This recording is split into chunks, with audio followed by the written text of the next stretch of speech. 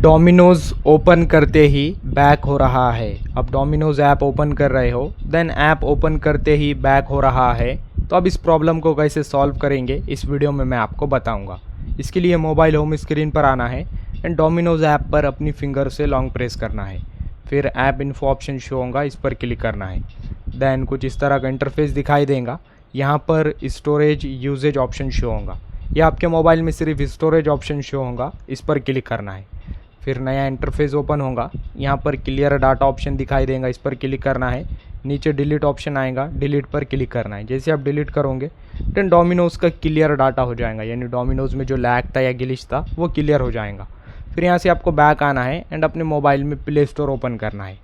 Then यहाँ पर आपको सर्च करना है डोमिनोज़।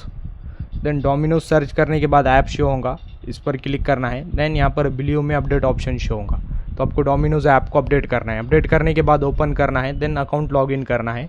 फिर आप अकाउंट लॉगिन करने के बाद ऐप यूज़ करेंगे तो आपका ऐप ऑटोमेटिक बैक नहीं होगा, ऐप स्मूथली चलने लगेगा। तो आप इस तरह से इस प्रॉब्लम को सॉल्व कर सकते हैं।